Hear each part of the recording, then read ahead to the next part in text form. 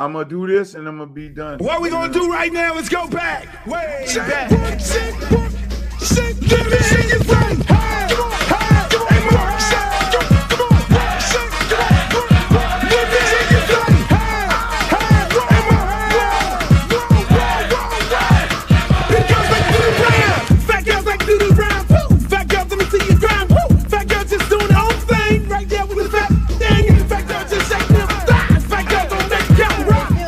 Baby. What's up? I thought you was gonna start hanging out with the big girls again. What is all this trash?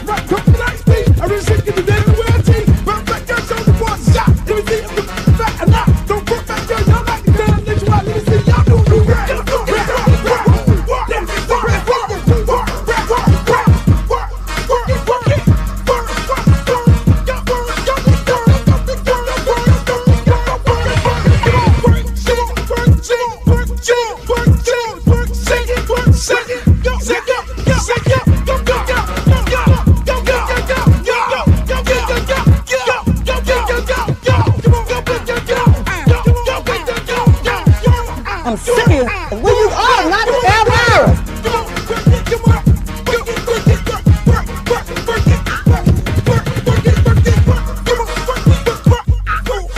Oh, not the Britney Spears. Hey, how you doing?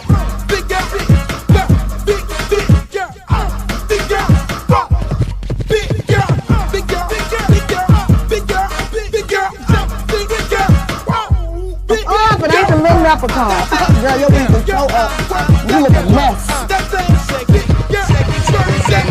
All about the big girls. What about the big girls? Big girl, work it, work it, work. Big girl, work it, work it, work. Big girl, you can suck all the fat off your ass. Go big girl, go big girl, go, go big girl, go big girl, go. Yo, what up, y'all? Welcome to another edition of the Uncle Luke Show podcast, brought to you by Luke Records and Luke Records Incorporated. The views of this show is my views and only my views. And if you don't like it, get the fuck out of here. I'm just saying. We just talk trash up in here. We keep it a buck. And I know most of y'all love it. Because when I'm in the streets, people cutting me like, Luke, man, you really was telling us what was going on, man. That shit, man, you beat the boy. One dude last night, right, I was at the cigar bar, and it was so flattering, and I had to take a pause because people always come to me and they say, Luke, man, we enjoyed the show and everything like that. And then, but Buddy told me, he blew me away with this one. He really blew me away with this one. He was like, He was like, man, um, I'm nervous for you. I was like, nervous for me? He was like, yeah, man. He was like, man, you be talking, man, you be going at their ass, right? And I'm like, he's like, man, you like on some Malcolm stuff. I'm like, that blew me away. I'm like, listen, I'm a big fan of civil rights leaders, but when dude told me that, he was like, man, you be talking on some of that, man. Them people going, man. I'm like, man, listen, man. I say, look, I don't think nobody fear what I have to say, because the things that I have to say, the things that I say, everybody can relate to. You know, people look at some of the things and they, I just say it when nobody else won't. Yeah, on regular TV, ain't nobody finna say that. Ain't nobody thinking like me. I'm a visionary person. I'm way like 10 steps ahead of everybody, and I know what the play is. Most people don't even understand the play.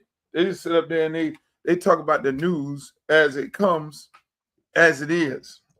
You got to wait for something to be on the news and then say, oh, everybody's talking about this, so we're going to have this conversation about this. Unfortunately, not with me. Not with me, because I can see the play long time before the play even happened. I can see it happening. I'm sorry. I already know what they're trying to do. You know, I have an ideal. I'm not saying I know everything, I'm a know-it-all, but I do have an ideal of what they're trying to do and where they're trying to go at, especially with this thing called life, especially with this thing called, okay, how we want to oppress a group of people. Like I was just talking to a lady. She used to live in Miami, and her family members live in Tamarack and Broward and all these places. And she wanted to know, because she was out of the loop. Hey, man, you running for office? Yeah. Okay. Tell me something about your campaign. And I was like, here it is. I'm trying to bring Black Wall Street back I'm trying to create Black Wall Street in Congressional District 20 in Lauderhill Lakes, Sunrise, Tamarack, North Lauderdale, Deerfield, Pompano. That's what I'm trying to do. That's what my whole goal is, to bring the money back. And she was like, really? I was like, yeah. I was like, let's keep it a buck. We don't own nothing. She was like, I said, she thought about it. I'm like, we don't own nothing. You have a train, bright line, get ready to go on the brink of bankruptcy. You have an airline, which is Spirit Airlines, something we're going to talk about within the show today. Get ready. They already shut down. We can actually go buy those two. And we'll own something. We don't own no fucking airline. We don't own no train. What if Black people go pool their money up together and we go buy Spirit Airlines? We can go to the government and say, man, give us a bailout right here. We need $500 million. We're going to buy Spirit Airlines. We're the one who put the money in Spirit Airlines. Why we can't own some shit? Why? Now, whatever you want to call it, the Black collectives own Spirit Airlines. Pool the money up together. We're $1 trillion business here in the United States of America. But we don't own nothing. We own nothing. We don't own no grocery stores. We don't own no Publix. We don't own no Saks Fifth Avenue. We don't own no malls. Where are malls? Where's our football team?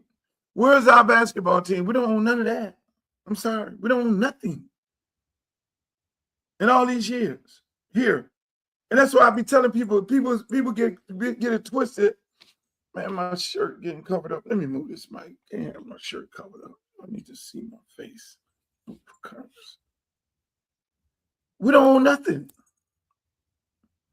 I was talking to a lady earlier today, because I'm talking to so many people, and because I normally keep to myself. I normally keep my ideas and everything to myself. Let me put my microphone back up here so y'all can hear me. I normally keep my ideas to myself, but in this case, because I'm running for office, I have big ideas for Congressional District 20, big ideals. And one thing about me, when I come up with something, I implement it. I'm sorry. I implement what I do. When I said I wanted to, I looked at my park that I grew up on, Hadley Park, and I was like, look, we have an irrigation system that has not been changed in 60 years. What the hell is our water sprinklers? And they had to put the water sprinkler down and run the hose. And now this is a 28-acre park. surrounded by houses, not no government projects, tax-paying families in my neighborhood. I was like, no, this ain't happening, not on my watch. So what I'm going to do is I'm going to do this. I'm going to get involved in renovating this entire park. It took us about 15 years to do it, but we got it done. We got a new football field with my name on it. I didn't want my name on it. They said they wanted to put my name on it. State-of-the-art football field. Got with the Marlins, state-of-the-art baseball field. Got a brand new building. We never had a building for the kids. Because when we started at the park, it was a damn boxing gym. Vision. Hey, man, we're going to have us a whole facility for kids, classroom, aftercare, daycare, gymnasium. We built the first gymnasium in Miami. And can you believe that? Y'all come to Miami and do all this South Beach and all this big living. There was no gymnasiums in Miami, especially Liberty City. None. There was no gymnasium. And we got that built. Classroom, now the kids go there. I got 700 kids on a year-round basis that come to my program on a waiting list. That's how top of the line the shit that I do is. So y'all hear about the music, y'all hear about the artists, Pitbull and Trick Daddies and all these people I discovered and JT Monies and all these people in the world, but you don't hear about the philanthropical things that I've been doing for no money. Just the mere fact that my kids need it. And then we build our park. $16 million I got from the city in the county. We rebuilt it. Then I said over there, over town where my mom from, we got $24 million to rebuild their parks. Because that's where the kids end up at, the park. They leave school and they go to the park. Or they leave school and go to aftercare. And after you age out of aftercare, what the hell you getting ready to do? Age out of aftercare, now you at the house, and now you're getting into all kind of shit you shouldn't be getting into. So my philosophy has always been provide a safe space for these kids to go to. And not just some daycare where they can have fun. So we built these facilities, and these places are vibrant and running good. And now parents who can't afford aftercare and daycare can send their kids to our programs. And then now you got the summer because everybody got to go to work. Because the summer happens, most people think the average person is staying home with their kids in the summer. No, that's when the shit really go down. Mom and dad hopped up at 8 o'clock. Normally they would hop up at 8 o'clock, drop the kid off to school at 7, and they didn't know how to worry about them until after school, and they go to the park and all that there. But now you got to leave your house with these badass kids in here, or not your kids bad, but their friends, and worry about who the hell is in there. So you at work all day worrying about who at your house. You got the Ring camera going on. You got every camera going on. You can't even pay attention to your job in the summer. Less long as then try to go on a trip, a family reunion. That's gonna be real bad this year, family reunions, because you get rid of the airline to get people from point A to point B on an economy basis. Hey, y'all gonna be hopping in that damn car. Highway gonna be full. See, what people don't realize, these type of things that happen. But I'm gonna get into all that. The lady was, listen, man, I keep going back to this. The lady was asking me, I was like, ma'am, when she started talking about what party you like, Democrat. I said, but I go after more Democrats than I go after Republicans. Because I'm a Democrat, card carrying, blue card carrying Democrat. Yes, that's me. But at the same time, I'm not no stupid Democrat. I'm a woke one. And then not woke to whatever their terms is. I'm woke to the fact that knowing that in the state of Florida, the Democratic Party never elected a black person to lead the party. I know that. That's a fact. Why is that? Why the Democratic Party has never had an African American as the leader of the party? Because a large part of the party controls African American. It's like black people in the Democratic Party and Republican Party You know how, hey, let's keep it in the party terms. The party, right? It's like y'all invited me to a party, right? And you told me I can't eat. I can't drink. So think about it. You invited me to a party where everybody else is eating. And when I go to get something to eat, you say, no, not for you. But without me in the party, there's nobody in here is going to be in a powerful position, powerful position. You need me to make this party happen. Think about that for a second. Think about it for a second. Has the Democratic Party allowed Black people to eat? Have we been eating? Go to the hood. Tell me. We're getting gentrified right now. Go to the hood. Where are the Black millionaires? Multi-millionaires? Where's the Democratic Party caping for African-American developers? So you invited me in this party. Hey, we want you to come to this party called Democrat. We want you to come to this party called Republican. You're more than welcome to come over here to our party. But when the food is served, you can't eat. But what we're going to do is use you to obtain power. Ooh, that's some deep shit there. Oh, I'm cooking with hot grease right now. So you got me in this Democrat. You got me in this party. Come on, Luke. I need you to come on over here to this party. And you know what? I want to control you. Ooh. How do I control African Americans to get African Americans to vote for a party where they will not allow African Americans to eat? I got to go get some African Americans similar to the ones who convinced the Africans before they became American to get on the boat to come over here to be enslaved. Y'all don't think them type of people exist in our society right now? They know exactly which one of those to give power to and money to obtain power so you can vote on them. And they give them leftovers, but they don't let them eat. Because if you ain't eating, that's why they all be mad at me. I'll keep it a buck. I don't give a shit. Yeah, I'm Democrat, but I'm a different type of Democrat. I'm a Democrat that's going to bring resources back to my district. I'm not one of the ones who just want to be happy shucking and jiving and walking around and prancing and going to the party and trying to talk white when I know how to talk articulate. No, I'm gonna lose my culture and lose who I am. But then when I get around, when I go to Jazz in the Gardens, then I want to act like I'm a brother. Oh, hell no, I'm not that guy. But what did you bring back? And I say this to all Democrats, all Democrats all across the country.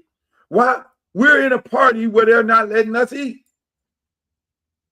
And they're picking and choosing the individuals that they post out there on the camera. Those individuals are not rocking the boat to bring the resources back.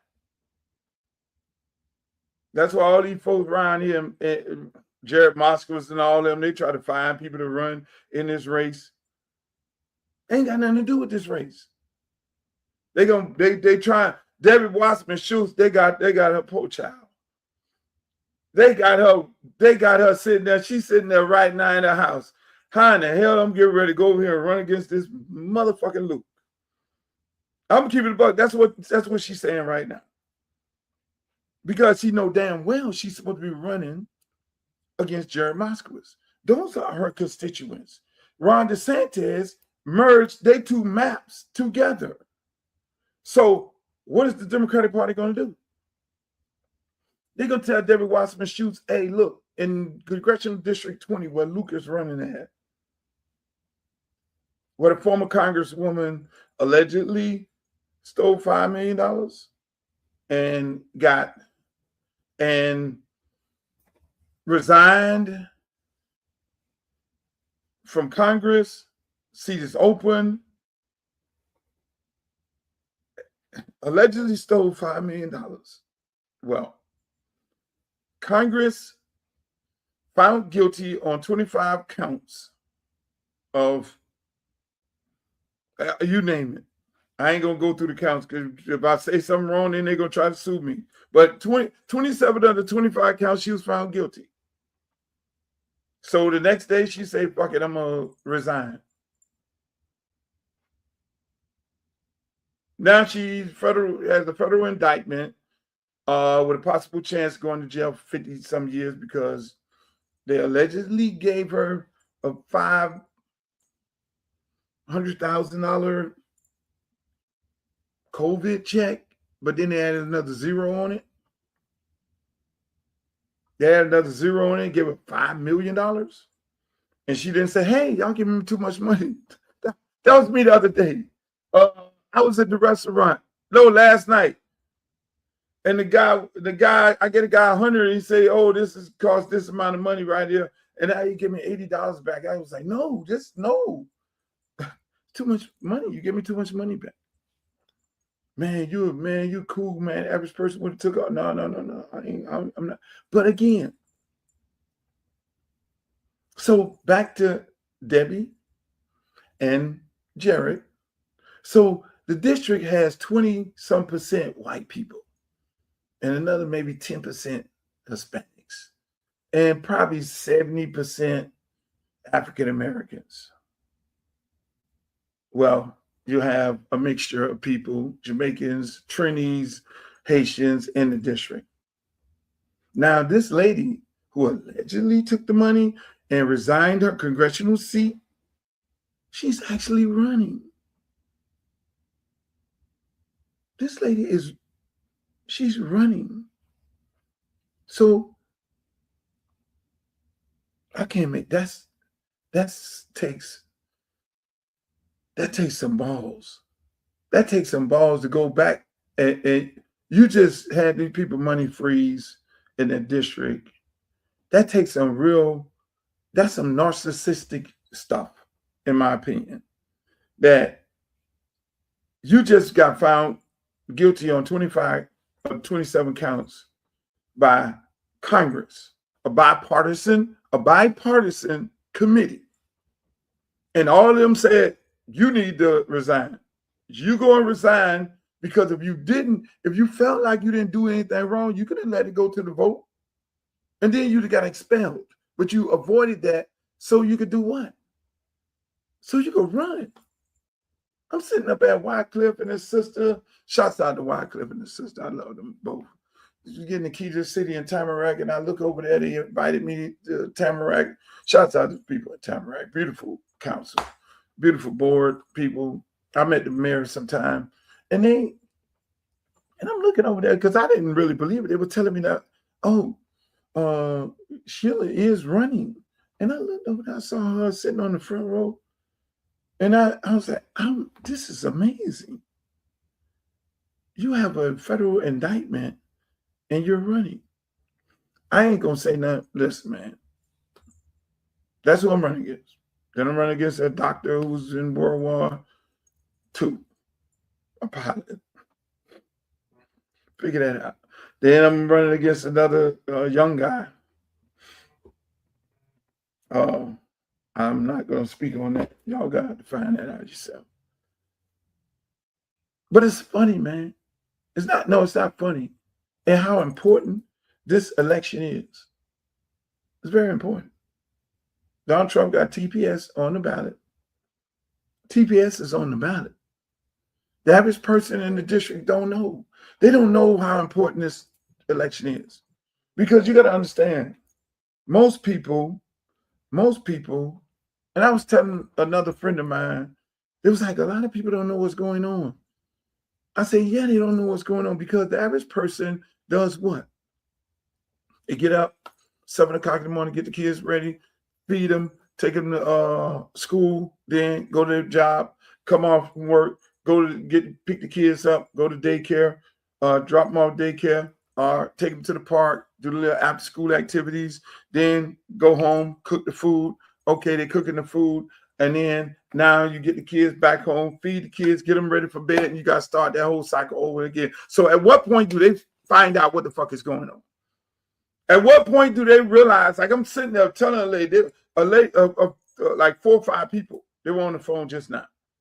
It's like, we didn't know all this was going on. I was like, yeah, temporary status.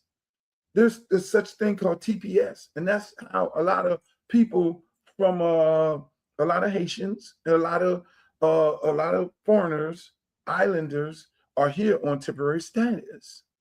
And Donald Trump filed a lawsuit and it's going up to the Supreme Court. That's where he knows he's going to win, just like he won the other day when he got the Civil Rights Act rolled back somewhat.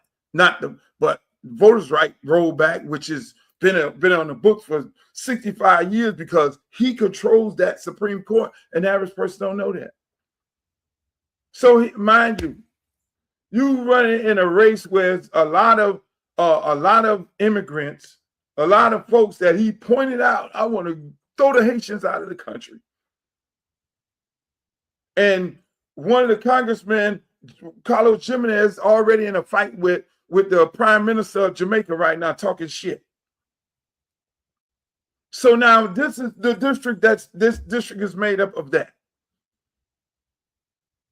So they want to send everybody here on temporary status, everybody on here kids who were born by parents whose parents are immigrants, they want to send all them not back. Here's the kicker, not back. They don't want to send them back. They want to send them to Alligator Alcatraz. Now let me tell you about that. That shit is privatized. I know people right now in Alligator Alcatraz. There's a young lady that's working on my campaign right now. Been a friend of mine forever. Know her and her husband, good guy. You know, she's raising her brother 2 kids. Now, mind you, the brother 2 kids, the kids' mom and dad got unalived. So this lady is raising 2 kids that are not hers. 2 kids that her brother. Her and this guy.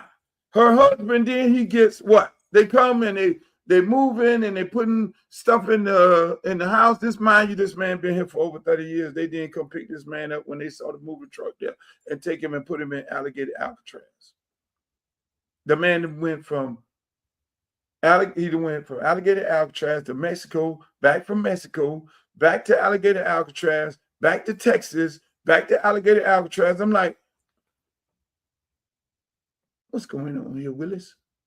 If he's from Haiti, now mind you, this man been in no trouble or nothing. If he's from Haiti, and y'all telling the American people that, oh, we're sending people back to their own country, they ain't sending nobody back nowhere. You know how much each bed in Alligator Alcatraz and these concentration camps cost? It's privatized. You know how much each bed is worth that the state of Florida is paying for in the federal government? $250 a day per inmate, per bed. Who are they paying to? One of the private companies who homeboy put a boatload of money in their campaign, and that is the way they pay them back. It's the American way. So they are not sending them people back to their home country. They are housing them people, and then now it's another $250 per flight. What they call it, Breeze Airline, or what the name of that airline they put them on? Y'all gotta understand. This is a big business. Like, share, subscribe to the podcast. This is big business. This election is bigger than you could ever imagine. I'm having a fundraiser party this Thursday. DJ Khaled, thank God DJ Khaled It's him and some friends in Miami. They're doing a big fundraiser. I'm doing another big one with Rick Ross on May 21st. I'm doing another one with Trick Daddy and Trina. I'm doing a big one in Atlanta. All the guys from Atlanta say, hey, man, we want to support the campaign because we know what you're all about. I'm doing another one in Houston. I got to get the date with Scarface. In Atlanta, it's going to be Gray Street. It's going to be Ludacris. It's going to be hosted by Shaka. It's going to be T.I. It's going to be all the boys, everybody. Big fundraiser in Atlanta. These guys these are my friends. This is how it's supposed to be. And let me tell you, a large part of this is me educating these guys on the political process of how important it is to get involved in campaigns, especially making donations.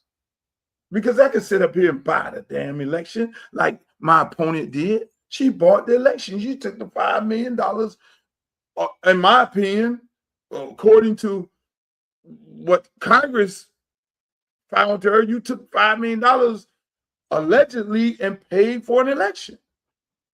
When you buy an election, you're not getting rid. That's some narcissistic shit. I got one guy in this race and put $300,000 of his own money in the damn race. I'm not doing that. How could you even trust a person who are trying to buy an election by putting their money in there? What the hell? The job is only $160,000 job, so it don't make it make sense. If you're gonna take and put millions of dollars in a campaign so you're gonna win it, and I give me the $5. I tell people, give me the $5, the $10. We're gonna make it do what it do. But if I put the money in, I'm trying to do what? Same thing. Get some out. So if I put $1 million in this campaign, my son trust fund, then now I'm getting ready to be up to no good because I'm going to try to figure out how to get this money back. They don't make it make sense. The math ain't mathing. The math ain't mathing. Make it make sense. If I give $1 million of my money, or like one of these other dudes in my race, give a $300,000 to get a $160,000 job a year? Really? No, you're up to no good. You want the job to be up to no good. You want the job to serve the people. Come on, man. See, we got to get us as a people, we got to get involved in this political process, man, because like I say, we are in a party called Democratic Party. And when we look around, when I go to my hood, it's the same hood I live. Ain't nothing got better, and streets still the same. The hood over here, the projects over here, and now they still in the projects. The government's housing project, they're putting people in office to give them the government housing projects so that they can go and redevelop them and say they're affordable housing. Affordable to who? Not to the people who live in the neighborhood. You see Julio Raimundo and Nestor Torres and Swartz and all them living in the building. You be like, what are black people? Because then they put management in there and then they say, oh, we need your first and last month and your kid's birth certificate, and we need your death certificate. We need this certificate. We need another certificate. We need the proof of life. We need the proof of this and all that there. So then by the time you go up there, you're like, what the hell? You ain't got none of this stuff. And they be laughing when you walk out the door, because they ain't asking them for that. So as you put African American on the application, oh, give them that package and give them this package, because too many of them living in this place is going to bring down the property value, because we need the property value to stay here. The developers say, oh no, because we bring too many of them at this set income. That's why I said affordable to who? So in my district, I'm building affordable houses by the people, for the people. See, I'm an agitator. Them people are going to be swinging on the chandeliers. If I lose, they'll be happy. They'll be so happy. They're right now putting tons of money into my opponent's accounts. They're donating tons of money. Every time you see my financial report, I'll probably have the least amount of money in it. And they'll have the most. But at the same time, I'm the fucking millionaire in the race and the businessman. Why is that? One, to control the individual, to take the resources that's allocated to this district and put it in their district. Two, to take the resources from the district. Like, oh yeah, we know you guys need affordable houses, so we're gonna do affordable housing in your district. But then they're gonna be not affordable to the black people in the district. They're gonna be affordable to people who don't look like us. That's why they don't clean up crime in your neighborhood. Crime does what? Let me explain to you. Crime brings the property value down. So you look, you go buy a house.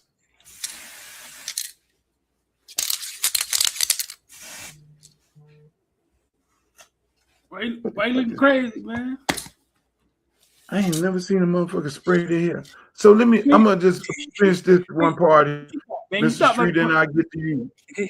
Crime. Let me break y'all down on this right here. So what does crime do? Crime, and it's crazy because I was laughing last night because they had a Law and Order case on this, right? Which I love Law and Order. I can look at this shit all day and all night. They had a case on it. So what crime does this? You want to know how your neighborhood? You be like, why they got killing and doing all this crime and the police chasing and going out? That's all by design. That's a part of gentrification. Crime brings the property value down. When you go to a realtor and say, hey, look, I need to know how much this house, and then they tell you the crime, the schools, and all these other things, what's it, A school, B school, all that bring property value down. Bad schools, public schools, and crime in the neighborhood, property value go down. That means people in their right mind don't want to buy. So that's a setup for gentrification. So they want the schools to be fucked up. They don't give them the resources, and they want crime, and they're not going to stop it. So then now the property value go down. That's when they go buy. You buy low to do what, Streeter? Sell high. Thank you. You buy low to sell high. So then they come in their neighborhood, they start buying, boom, boom, boom, because the value is down. I'm keeping it a buck. So then now with me in Congress, oh, no. Hey, you think Trump called federal agents up in there to clean up the neighborhood? No, you ain't finna do no crime. Matter of fact, I'm gonna get the kids jobs year round. They're gonna be the only one got them $15 an hour jobs. I'm gonna get the kids jobs, number one, year round, because I did that. I did that in Liberty City. Kids got year-round jobs, not just summer jobs. Let me get the kids jobs year-round and teach them a trade and tech so they can be able to get a job. Then the adults expand the port. And then the other adults who want to be business owners bring federal assistance to give you federal grants to open up your business. Now you got a thriving community. Then I'm bringing blockchain up in there to do what? Be our bank. Because we ain't got no bank. Come on, man. This is a Caribbean district. All right, now let's start talking about banks. That's where it get different now. This is a Caribbean district. Hey, man, cryptocurrency, you could do.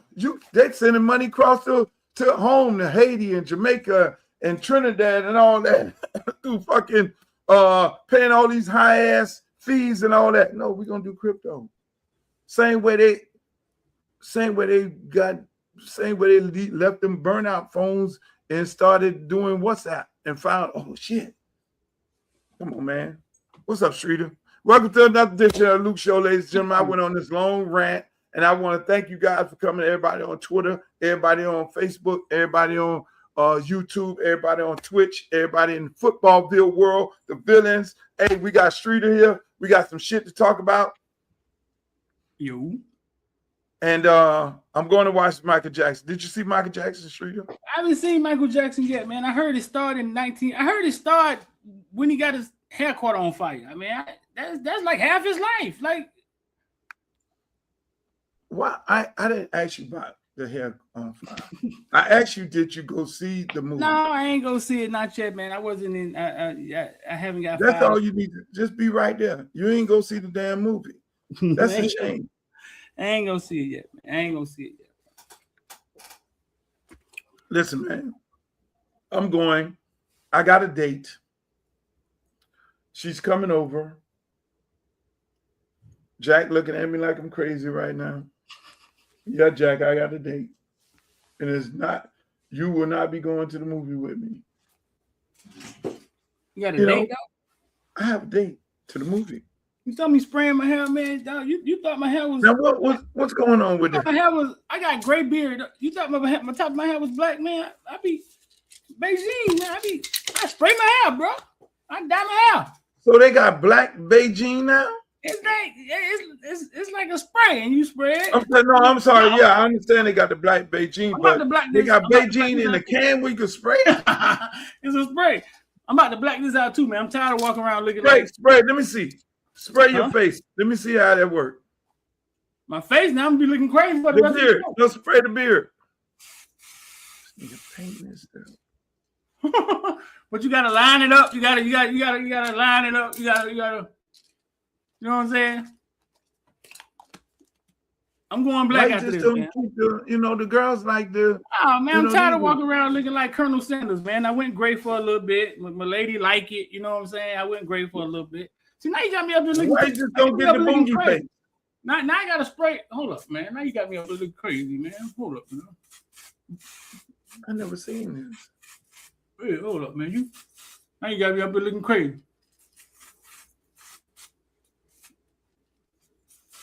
I never seen. I thought you had to go to the barbershop to get this stuff painted in your head and all that. I do it sometime, man, but sometimes I do it at the crib. But they said when you use the Beijing, that when you use that Beijing, that it makes your hair turn white faster. Could be true. I've never used Beijing. I only use hair club for men or maybe the little spray. I ain't never actually used Beijing. When you start using that, you're gonna turn white for real. What?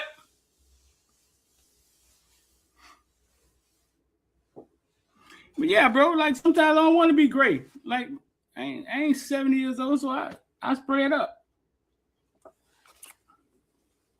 These kids, man, getting their hair sprayed, they getting their hair lined up with spray now. Like they totally different than us. Hey man, let me say this. Speaking of kids, you straight up. Speaking of kids, talk to me. Since I'm talking some politics, right? Do these kids, and you in the world of college sports, you're interviewing these guys who get big NIL money. Do they realize how important this election is, that NIL is on the ballot and that Donald Trump and Nick Saban and the rest of them have been going to Washington to create a bill to try and get it passed in Congress in the next cycle, Congress, and then hopefully get it sent to the Senate for this man to sign in law? Do they realize that? Do they realize the money that they're making right now? If Congress, if they do what the NCAA is trying to do, it'll take all their money away, and they'll no clue, man. I mean, we're never interested in the inner workings and what's going on behind the scenes until it slaps us in the face. So they don't know. They don't know this.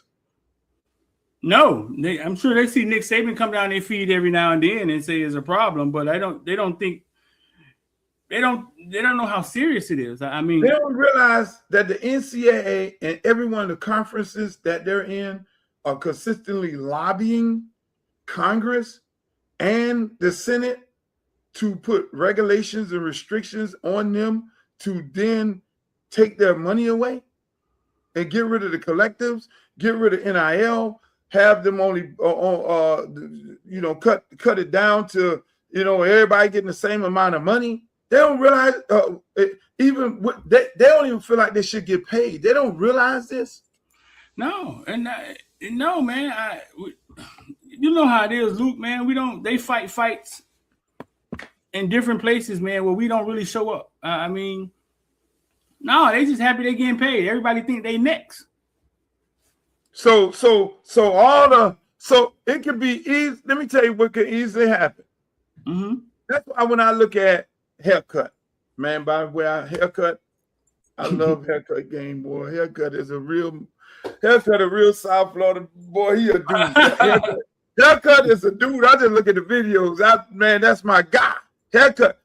a guy like Haircut is getting ready to play high school ball this year, correct? Yeah. Which I don't think he should be playing. I think he should just go on to college right now because he's taking like candy from a baby from these kids right here. He needs going on to college. Haircut, get the money, because let's just use Haircut. That's a whole other story. Haircut can literally go into, if Haircut going to college right now, he'll make X amount of dollars. If Haircut goes in when he's supposed to go in, right? Yeah. And they changed the law, they changed the rules. Nick Saban, the Congress, Luke don't get elected. And now you got all these people who don't have no idea about what NIL is, and they're going to turn fanboy to Nick Saban and all the rest of these people. And they're going to come up with laws to restrict them from getting the money that they're rightfully supposed to be getting, like everybody else getting 10. You're not finna get no 10 million. You ain't finna get no 100 million. You might get 50,000. It can happen. It can happen, and they're pushing for it to be different. They are pushing for it to be different, but we don't understand. Okay, take politics, right? We hear the word politics. We hear about people lobbyists putting money into campaign for politics, but I don't think a lot of times our people, especially at that age, really understand what it means. Literally, I mean, the one that makes sense to everybody was Elon Musk giving Trump $40 million a month because he wants Trump to do something that benefits him, which is keep his money in place for what? For his electric cars. You got me looking crazy now, Luke. Now I got to even up my size, man. You don't mess me up, man. You don't mess me all up, man. But listen. Hey, hold on. Let's go back to Elon Musk. Elon Musk, again, I was telling the person this. I was giving a group of people an education on civics, which I'm a firm believer. Listen, I'm elected in Congress. The first thing I'm gonna do is I'm gonna go down to the school board meeting and say, y'all better bring civics back into the curriculum, because a lot of people, grown people, don't understand civics right now. Elon Musk, why did you put all that money into Donald Trump's campaign? Because Elon Musk gets subsidies for those electric cars. Right. Elon Musk get a boatload of money for his little rocket man ship. Right. Elon Musk get billions of dollars. Go look it up. Don't take my word. He gets billions of dollars, so he got to protect his investment. So what does he do? Put a boatload of money into the guy campaign, and allegedly probably fixed the election. According to Rogan, the man said the election was over at 4:00. We still trying to figure that shit out. We don't talk about that no more. But him again, and then he got to get some of his South African people over here. That man put a boatload of money into this election to do what? For control, so he could make money. People put money into these elections to get money. Right. So to bring it home, that's one everybody can understand, right? So if somebody's going against NIL and they're using politics to fight it, right?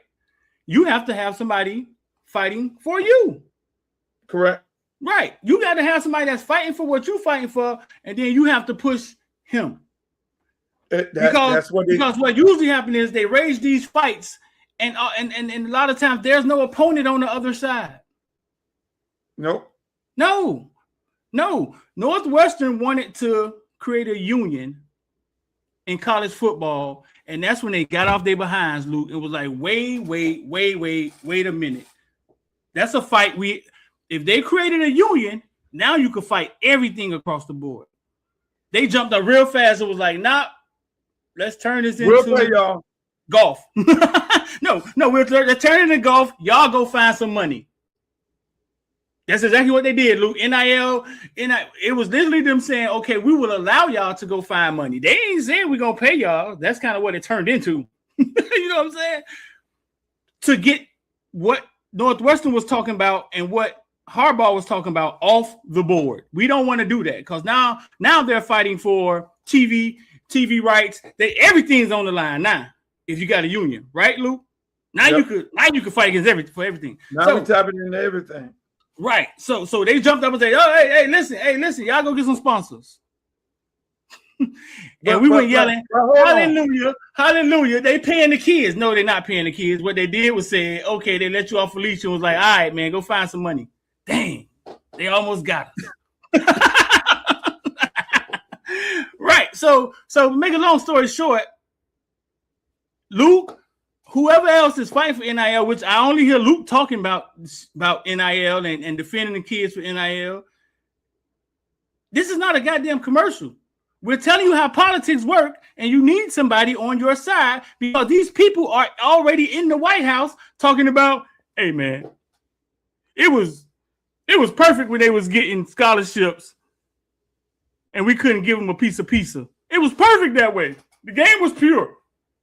Shit, I watched Miami go to the national championship last year, and I was happier than I was happy. Game felt pure to me. You know what I'm saying? So, politics, you got to have somebody that's on your side. And I don't hear too many people talk about NIL. Most of them in their feelings talking about the game done changed because people hate change. People hate when things change. And so, yeah, Luke, these kids got money now, and they need to listen because it could stop. Just like them people Spirit Airlines woke up in the morning and their job was gone, 17,000 of them. We're talking about business and people's special interests and what they want to happen. If it's either them or you, it's always going to be them. So you better get somebody that's fighting on your side. You better get somebody fighting on your side because it's gonna be a world. You're gonna be in for a world of hurt. The bottom line, and that's what these people don't realize, Streeter. Yeah. That's what all these folks don't realize. And I'm not just saying me. If I'm a college football player, no matter wherever the hell I'm at, if I'm a parent, wherever, I am going to. Every person who's running for Congress right now and saying, where do you stand on this NIL? Because I got to put some money in your campaign because if my son is getting 10, 15,000, my son getting $2 million right now, and he still got 2 more years left in college, there's a possibility that this money is going to cut off. Just like you say, like Spirit Airlines, one day they knock on the door and say, no more NIL, rule change. That's it. This is what it is, and that's what's going to happen. And everybody going to be sitting up there. They're going to be all on the floor because they got all these big-ass bills. All of your parents got these big-ass bills because your kid is making all this money right now, and you making all this money, got all the drip around it, and you got the big condo on the Ocean Drive or whatever the fuck it is. And then when them people say, hey, look, the well just got cut off.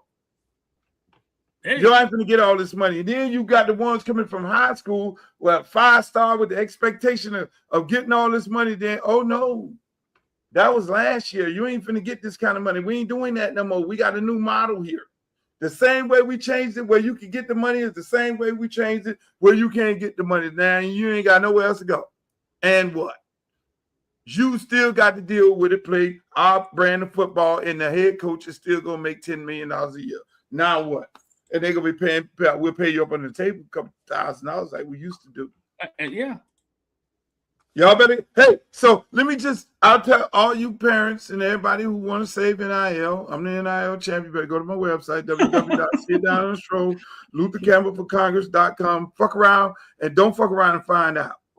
And Luke, you should play that clip. Luke going to win. And then Luke sitting over, I'm going to be sitting on the island saying, I told you.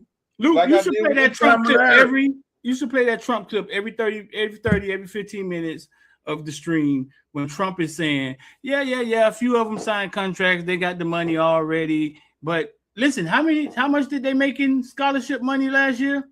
Like we wanted to go back there. You should play that clip every 15 minutes of the stream, bro.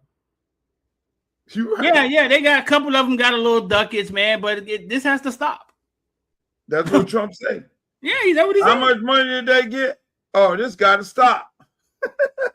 You should play it every stream. To stop this shit.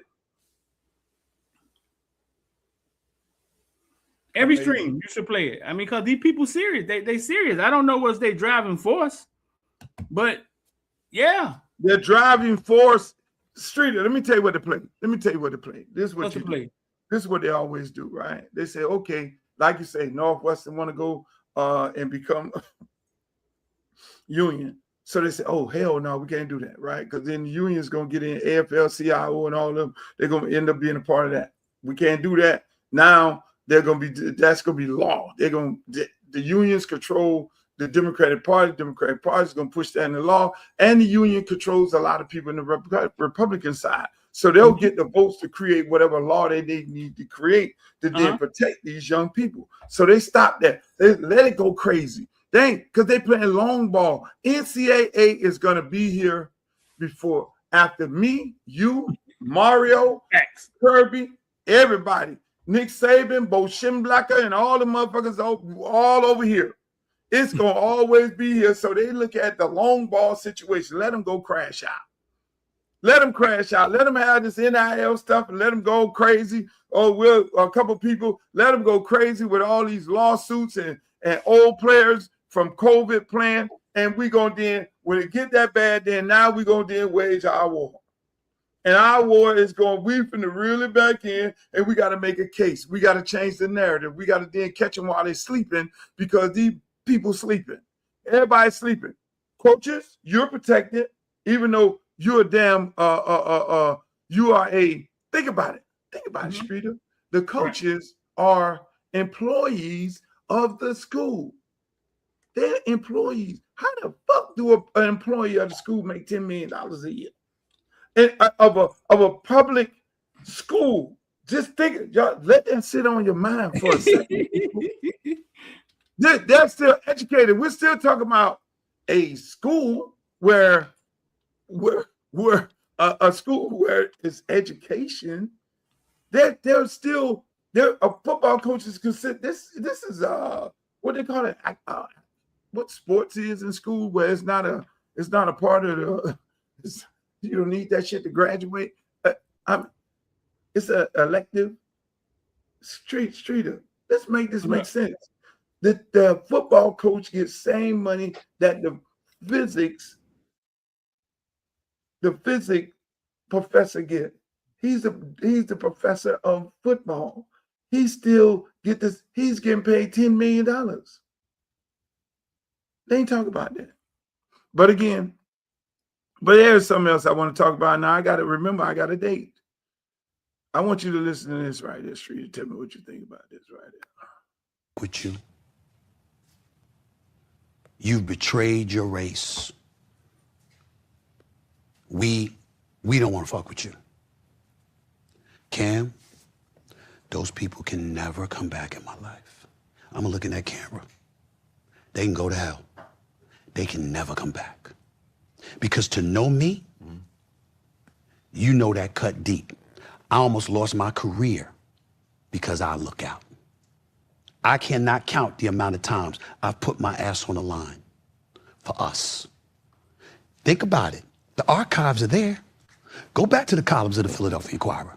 Go back to me on Fox Sports on the Best Damn Sports Show. Go back to me on ESPN and look at the shit that I've done and the issues that I've been willing to tackle and the sacrifices. I could have shut up and got paid. Remember, everybody want to look at this contract. That contract was signed in 2025. I've been in the business since 1993. I've been repeatedly underpaid. Repeatedly, I had challenges. I got fired, dog. Fired. People look at me and they say, "Oh, he tight with the damn Sean Hannity." Sean Hannity and I being tight ain't got nothing to do with politics. It got everything to do with the fact that when everybody else had turned their back on me, that motherfucker went to war. And it's like, no, that's my man.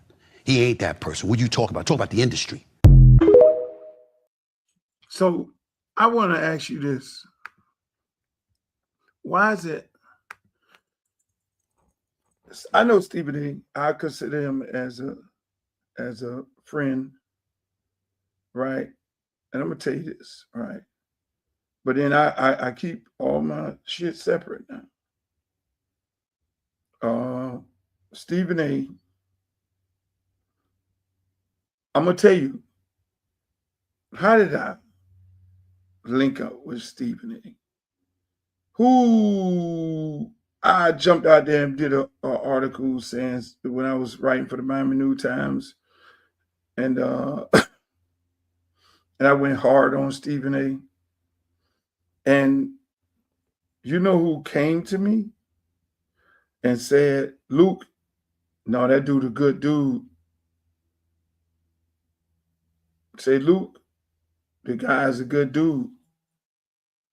It was the same people that's right now criticizing him. And I love these sisters to death. I love Jamel Hill. I love Carrie Champion.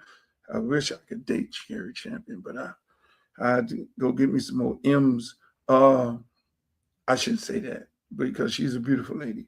But I'm just saying, man, Jamel Hill came to me and said, Luke, no, Stephen did so much for a lot of people.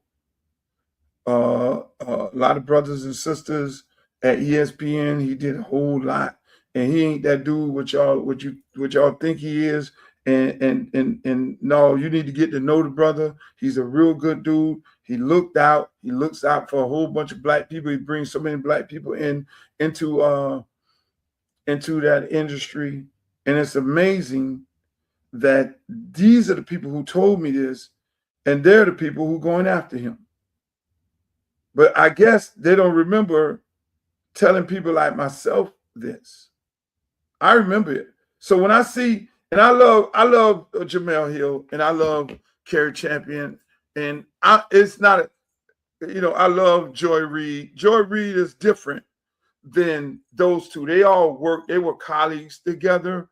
And so I can understand where the man coming from because he's no different than me. There's a lot of people I help, Streeter. There's a lot of people who turned it back.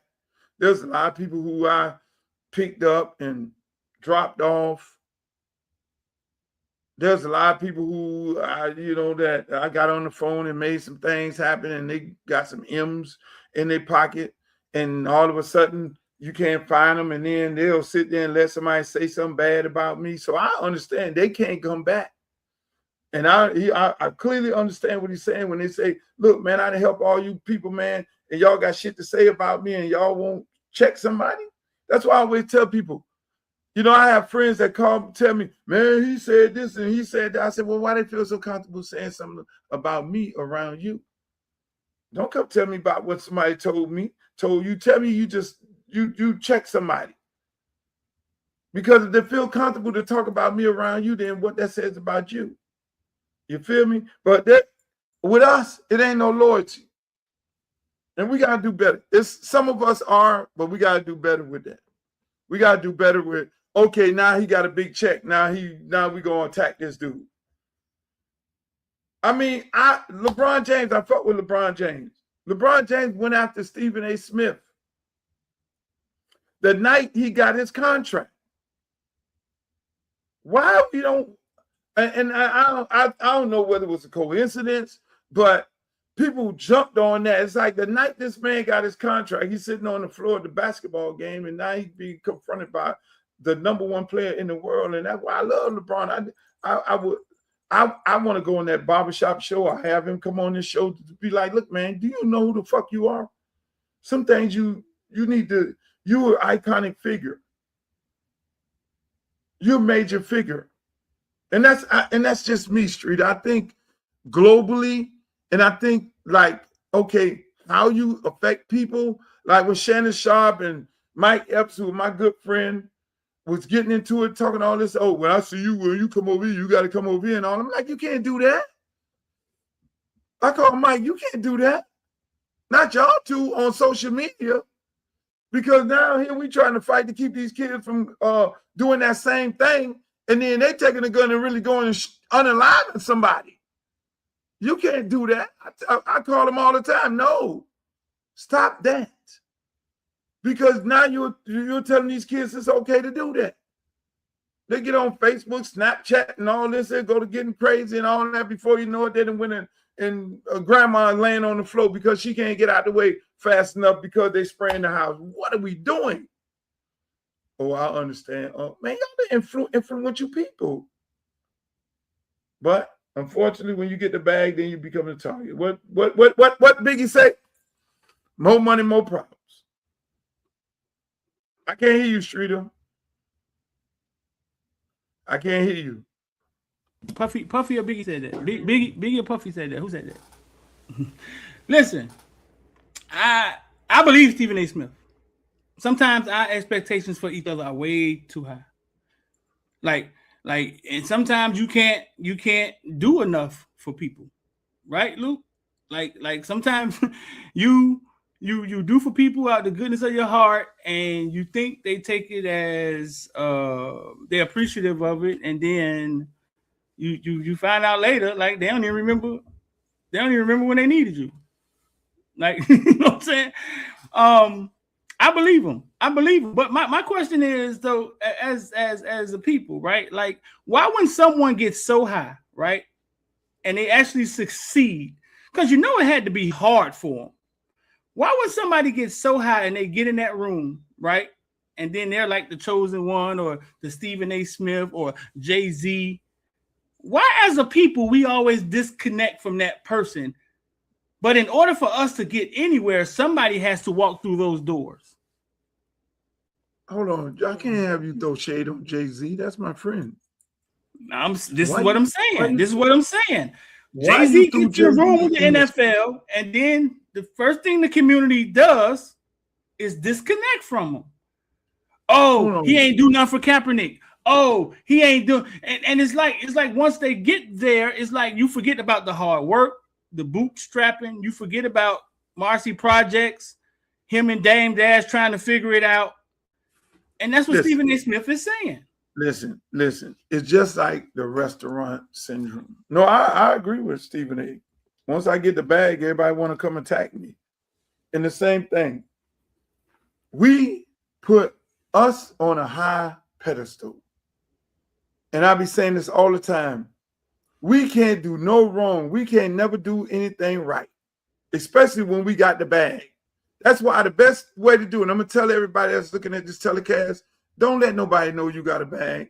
Stay driving in that F-150 and whatever the hell you got, that hoopty. Stay driving there, because as soon as they know you got a bag, then all the expectations become high. Then you won't be living for yourself. You got to then live for them. And they're never going to say how happy they are for you, because they're going to look at you in a certain type of way, just like a restaurant. Black restaurant, Waffle House. Black restaurant, we're looking at, oh, look at the fuck. It's got a spot on the fuck. Waffle House, yeah, all over the back floor. Y'all ain't said nothing. You slopping up Waffle House, you beating down the door trying to get in Waffle House at the end of the night. But black restaurant, oh, why she ain't got this? And they ain't got that. They ain't got the napkins. They ain't got all this. Look at the bathroom clean. Waffle House, shit all over the floor. Yeah, they got truck drivers cooking the food. Exactly. We do that to ourselves. Yeah. We get one, it's a crab in the bucket mentality. And again, like you always say, what did they do to us, Luke? And what? And you get on here and talk to me. Y'all, Street to go to talk to me. I be depressing him and shit. He was like, I can't have a conversation, ask you one simple question, and you just depress me. Because I'm telling you about the world. I tell people about the world and how this shit operates, but you got to know how to work within it. You got to know how to work within this world, because this world is not designed for African Americans to make their own. Now look at us. We pulled ourselves up from the bootstrap. Ain't nobody help us do shit. They steady trying to push us down, and then they say we can. The only way we can hold these motherfuckers down is we get them through education, and we get them to turn on each other. That's why we got to divide and conquer. So we got to identify the same ones who told them, who said, get on the boat. We got to go find them, get them a couple dollars. What you saying? Get them a couple dollars to then hold them down. I tell them this is how you need to do it. And so they're looking at Stephen A. Smith trying to say that he a house Negro. He's not that. The man over there doing his job, the man talk more shit than a little bit. He talk about everybody, spread it around and all that. Is there some other people on there? He can't win. He can't win. He can't win. He can't win. Is Luke? Listen, on a smaller He's scale. NWA. Right? On a He's the smaller nigga scale, that love to hate. nigga that love to hate. On a smaller scale, Footballville, right? There have been parents, their kids' whole career. If I'm at the game, after the game, they come to me and be like, "You got some videos of Lil Mike? You got some videos of Lil Mike? You got some videos of Lil Mike?" Those same parents' child gets drafted, and there's been instances where I was blocked. I don't even know why. I don't know why. I was blocked. Couldn't even get in contact with them. Hold on. Let me do you like you do me. You got to put a name on it. Who? There was instances where I was blocked, and you know what I'm saying, and it was like it was weird. Now when are you gonna put a name on it? You want me to put a name on it because he one of yours from Liberty City now. It went ugly. Now he said he didn't know anything about it, which could have been true.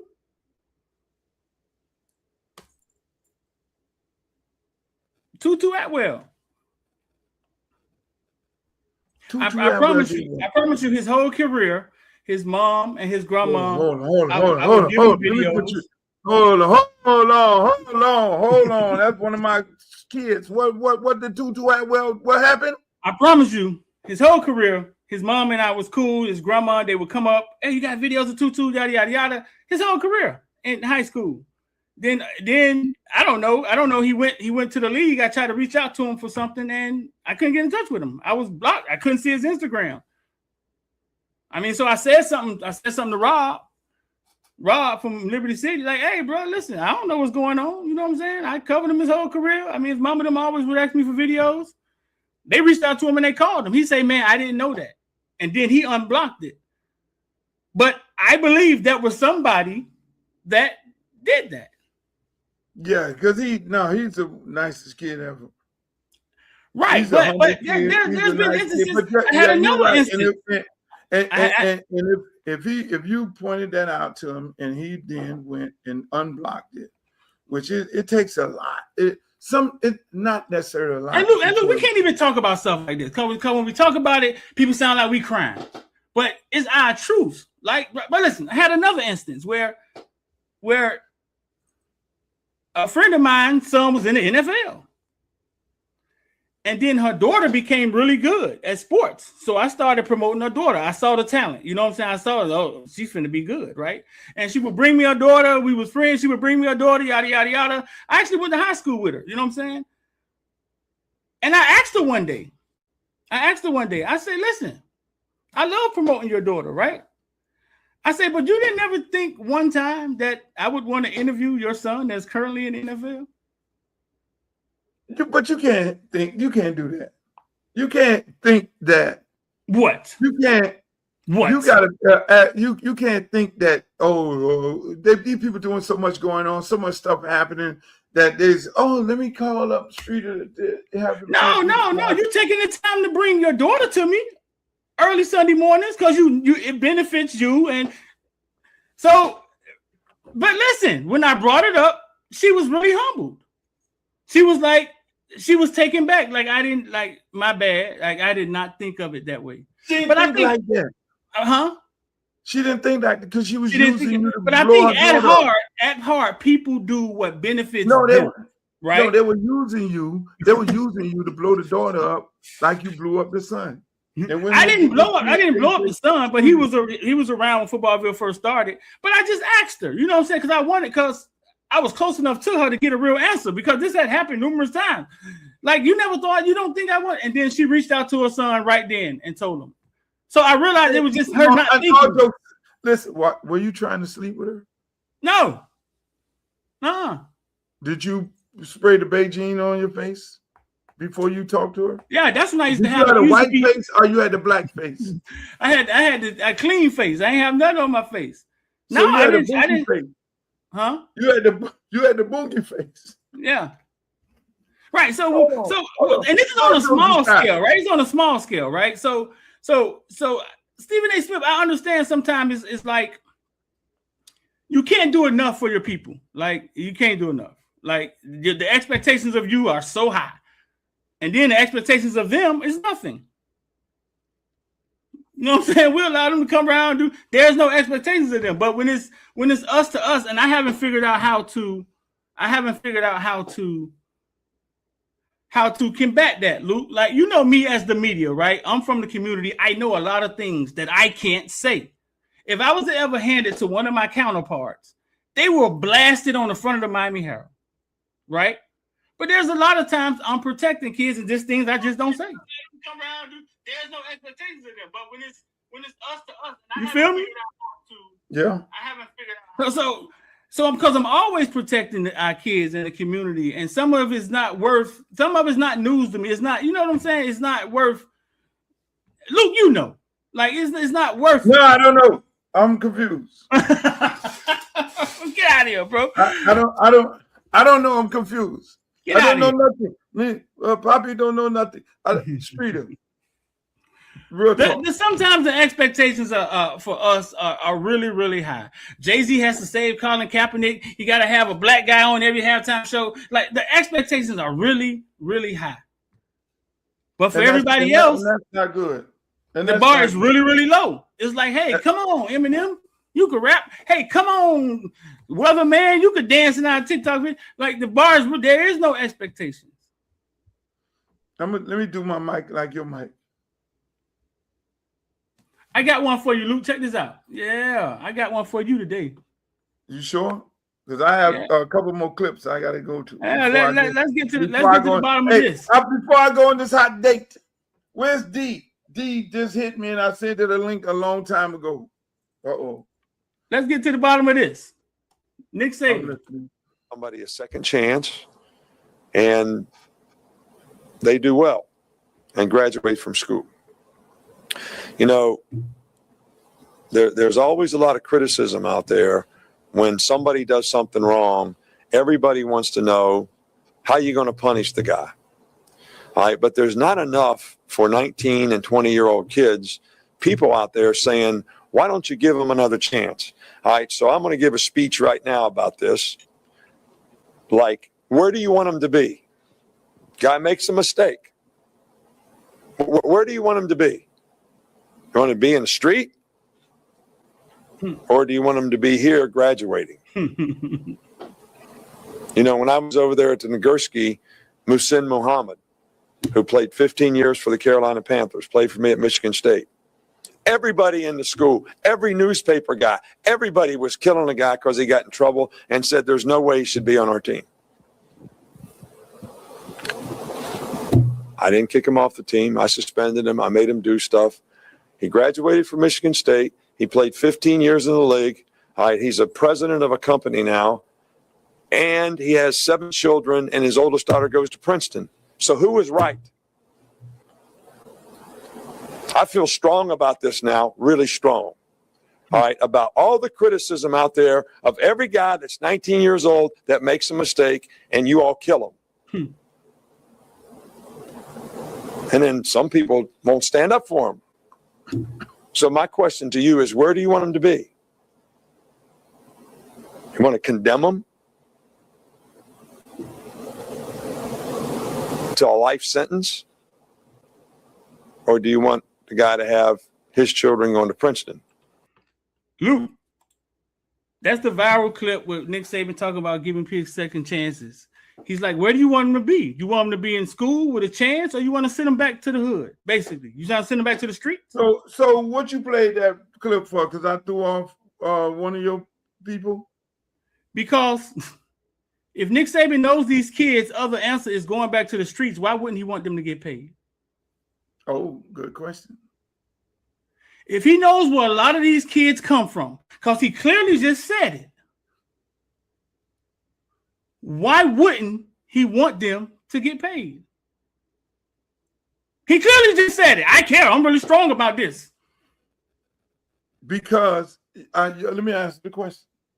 Because he wants to protect his legacy, and he wants to coach, but he don't want to coach in this climate. He want to coach in a climate where he has control, where he's the only person that can allegedly pay players off, and anybody else that does allegedly pay players off, he can call his comrades at the NCAA, turn them in, get them on a show cause, get them suspended, get them some bowl eligibility taken away, and get some of the scholarships taken away. And so he wants it to be like it was before. He want to go back to the old system because, again, this is affecting his bottom line. He's still young enough to go back out there and coach. He's still vibrant.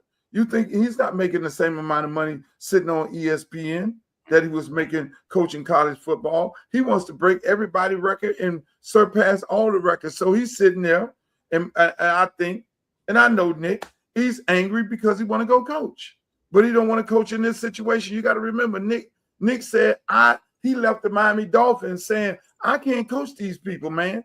These these dudes getting all this money. You can't tell them nothing because they already got paid, and I need to be able to coach college football where I can control them when they're looking at me I'm the end of all.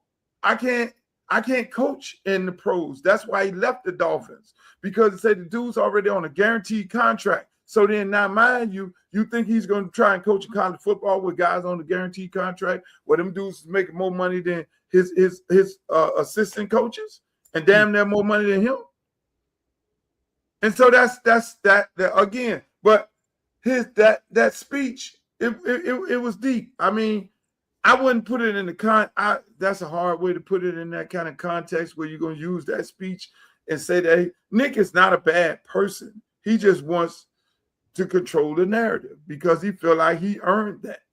And obviously he's working for the SEC and the NCAA. He has always worked for them to then now try and, take the money away from the kids so he can go back out there. So that's his thing. That's what I disagree with. But I do agree with giving a kid another opportunity. There was only one kid in my total career that I kicked off. One, and I did that last year. Right. I've been coaching since 2003, high school football. And that one kid I kicked off because the parents, him disrespectful. When the kid is disrespectful and the parents is disrespectful, then that's a problem. You know what I'm saying? I never had that. I never had a kid say the things that kid said, and I said, well, you know what? This might be the writing on the wall. This might be time because I'm not coaching in this climate here. But again, a lot of people allow that to happen. Right. I'm not going to coach like that. I was talking to a college coach last night, Streeter, and the college coach told me, and I ain't going to say what practice and what kid it was, and he was like, Luke, real talk. Man, I went to a practice and the kid was practicing with headphones on. He said the kid was practicing with headphones on. Now, big time player. He got that practicing with he said, now mind you got the headphones on. The headphones got to be connected to a phone. And the phone got to be nearby because the locker room way over here. So that means the kid had the phone in his pocket with the headphones on because you Bluetoothing, right? Right. It's only you Bluetooth. So the man said, the kid got his helmet on with the headphone. I said, no. He said, and the coach, he said, man, no way in the world we'd have let nothing like that. I said, now you see why I don't even miss this shit, because you have coaches that are allowing that to happen, right, in their practices. And when you get a old school coach like me, now hold on, son, leave all that shit in the locker room. And if you come out here with that, you're gonna get elbow and toe, and we all gonna listen one sound. Now y'all can connect whoever want to connect.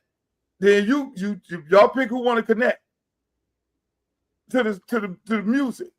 That's wild. But that's what I'm saying. So when Nick say he saved the guy's life, he give him an opportunity, then send him back out there. I'm on that. I've thrown some kids. I threw off with Sean Joseph, knowing he wasn't gonna go nowhere. If we throw kids off, get out of here. And then they ain't going nowhere, coach, and he gonna sit up under the spill out and cry and all that there because he know he can't go home. He gonna come back, and then no, you're gonna get your ass down, do some elbow and toes, and then just like you say, I threw off Carlton Davis. This man played in the Super Bowl last year. My kids don't come back to me. My kids come to me when they get 30, 35 years old and say, thank you, coach. Because most of them hate me.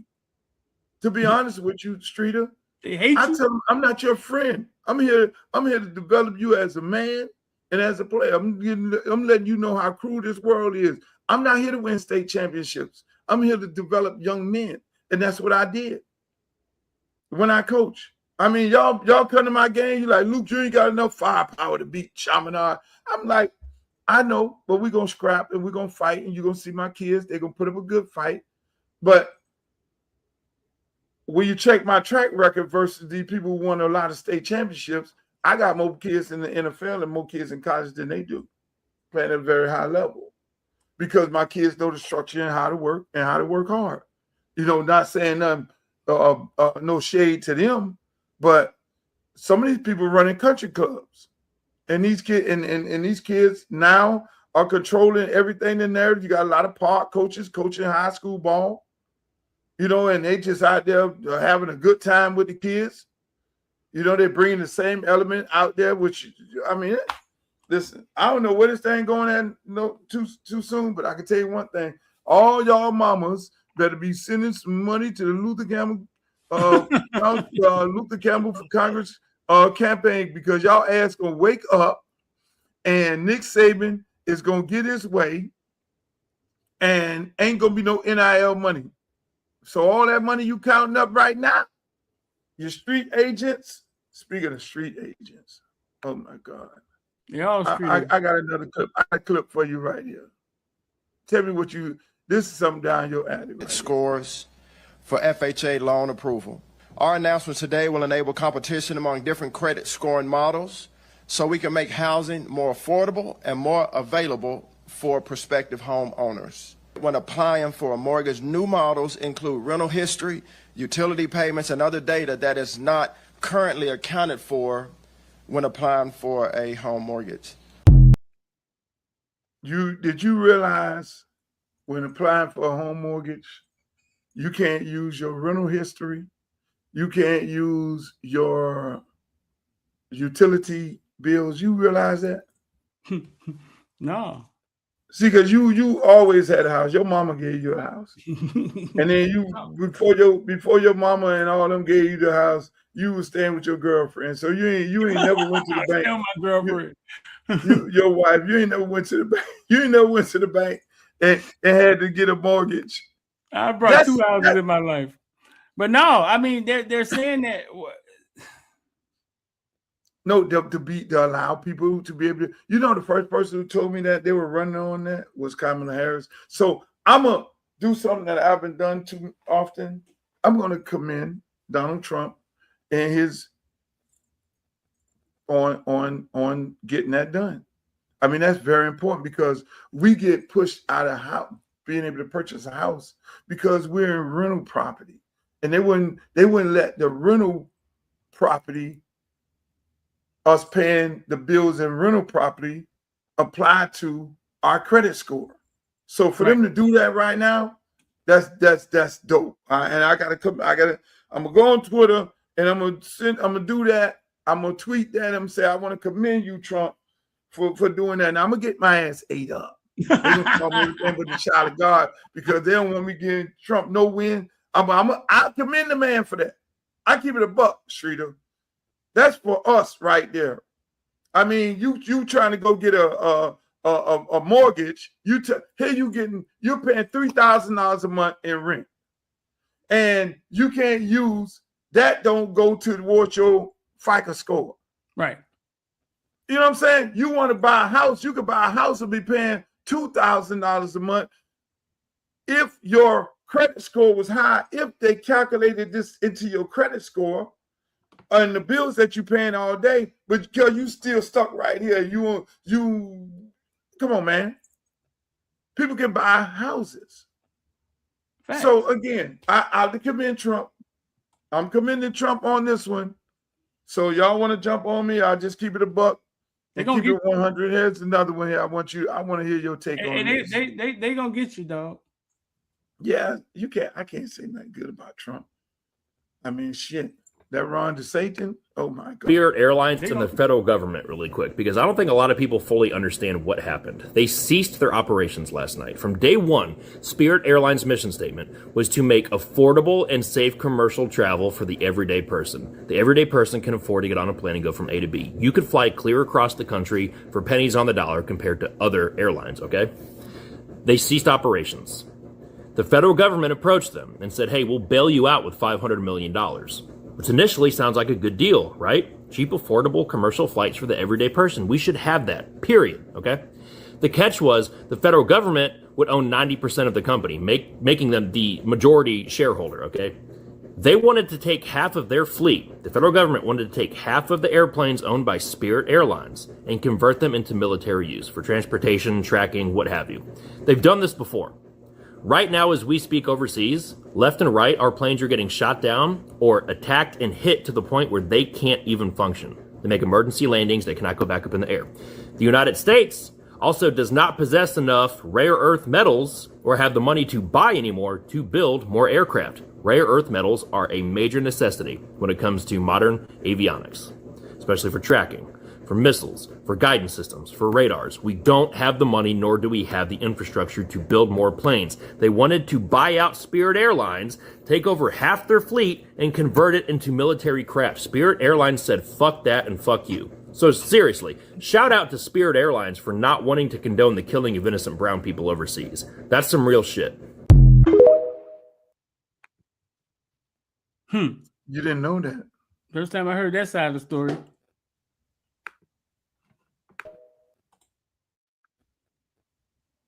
You didn't hear that side. First time I heard that side. You ain't heard that side. I ain't heard that side. You heard, hey Streeter, you didn't hear that side. It's always deep in rap. It's always deep in rap though. It ain't never what's on the surface. It's never what's on the surface. It's deep. And see, I get on here and I try to explain it in the, I'm 2 minutes, I'll be 3 minutes in explaining to people what the fuck is really happening.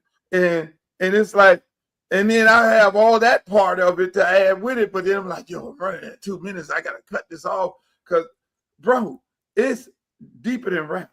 It's always deeper than rap. It's and again, you tell the people, they say, well, we try to bail them out. But you try to bail them out under these terms where you own the whole company? Really? So I'm gonna let you bail me out, and your bailout package is you going to be owning the entire company. Really? What the fuck happened? You say, look, really? What kind of bailout is this? Look, man. Look, listen. I feel sorry for. They got over 17,000 employees worldwide lost their job. Right here, Spirit Airlines is based in Dania Beach, Florida, right around the corner from here. Over 1,000 people just lost their job. So now, mind you, Broward County alone, you got 1,000 people lost their job in Spirit. You got another 300 people lost their job in the school system. You got 1,300 people, mind you, Donald Trump and Ron DeSantis worrying about drawing maps. I mean, let's keep it above. These people run for office and they say, yeah, they're trying to worry about drawing maps and taking NIL money away from college students. I can't make this shit up, bro. 17,000 people just lost their job. 17,000 people just lost their job. And you got the summer coming up right now. And more, what make it worse, Streeter, what make matters worse is the fact that an economy airline like Spirit, you can get on there for $32 and fly here. So you can go to a wedding and don't have to pay an arm and a leg. Right. Because most people are suffering, they're suffering at the pump. You can go to, you can have a big family reunion. We're going to the family reunion. We're going to drive. We're going to get on Spirit. It's the economy airline for people who need those, who can't afford to get on no Delta and American and all that other stuff and United. Right. So they create an economy airline. So now when you now mind you, think about it like this, Streeter. They got the same, the plane used the same amount of fuel to go from Fort Lauderdale to Charlotte. Fort Lauderdale to New York, same fuel, same price, right? But American and Delta is charging 10 times as much to fly on their plane from Fort Lauderdale to New York and Charlotte, right? So the number, so you got to pay the flight crew the same amount of money, but the airlines is giving the passenger a cut rate, an economy rate. So you can afford to go over here. So the people who don't normally fly now have an opportunity that, look, man, this ain't going to bankrupt me to go to New York. This ain't going to bankrupt me to go to Charlotte. This ain't going to bankrupt me to go to Myrtle Beach.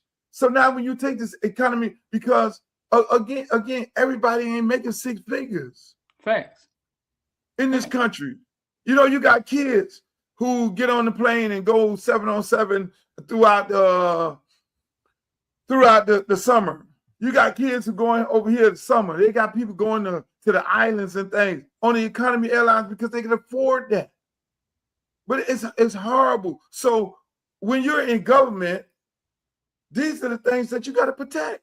That's what you got to bail out, because you got a large part of your economy and people who cannot afford to get from point A to point B because they can't pay these high costs. So you got economy airline, okay, we got to bail them out.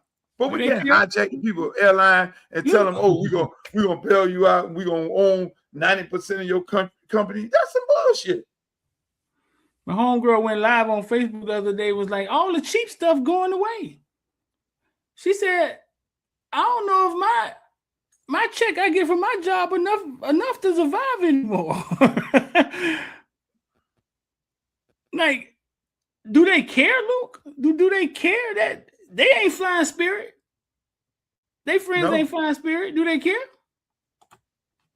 No, they care. Because now you can't say you're the champion of job creation when you're losing jobs. See, Trump gets on there talking about, we created 50 million jobs. This affects his bottom line. You know what I'm saying? Because now you got a boatload of people just lost a lot of jobs. This affects, but then they'll get on there and they'll go lie. Ron DeSantis, I'm trying to run for this here. I created so many jobs, but how many jobs you lost? How many jobs you cost people? You know what I'm saying? You ain't run down there and try to help these people over here because you know, again, that's the economy airlines who fly Spirit, all the poor people, in their opinion. Shit, that's why I get on there. I just get on there because everybody feel like they don't want to get on. You know, I go to flying, tell my little friends from out of town, I'm going to put you on Spirit. That's how I get rid of them girls. What? That's how you get rid of them? Yeah. I'm not flying no Spirit. I'm like, Spirit got first class.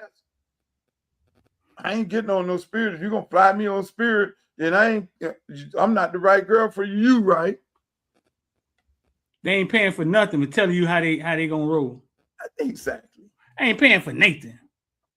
You coming out here, you ain't doing nothing. You just, man, don't even get me started on that.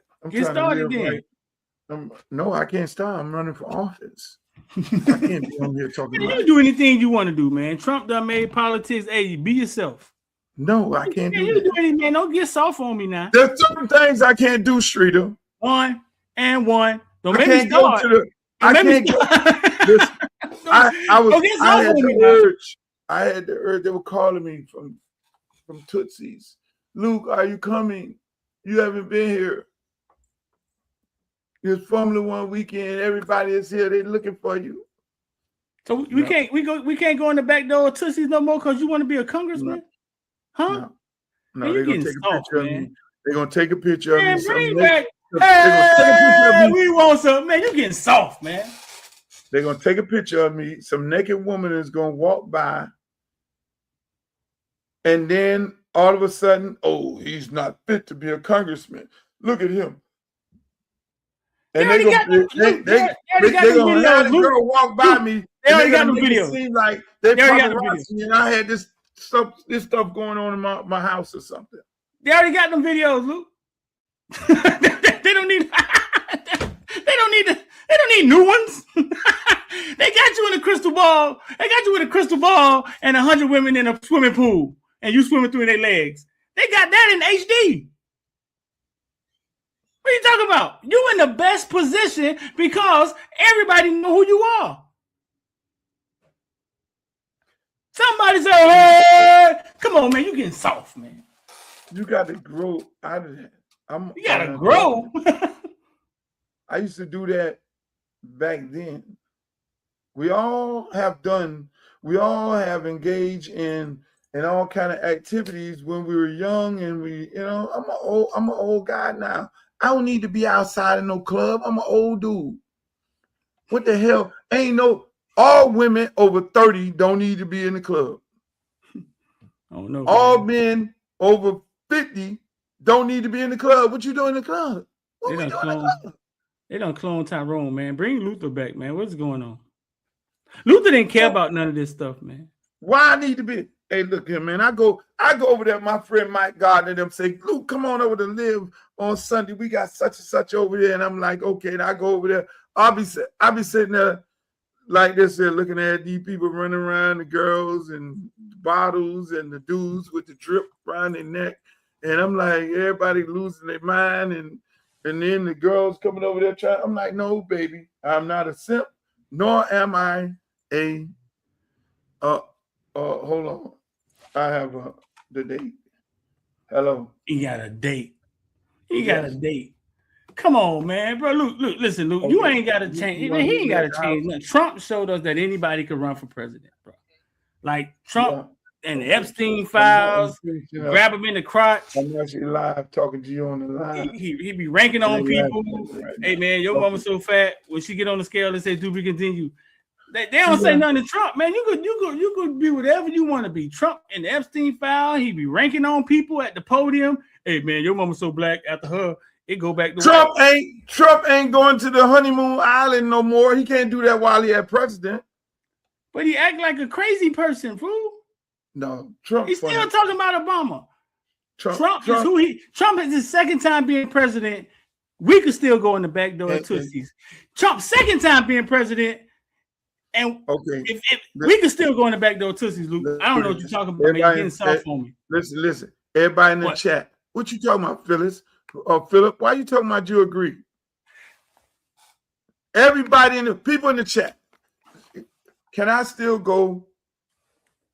Should I still attend the strip club? Is it a good thing for me to go to the strip club? Anybody in the chat?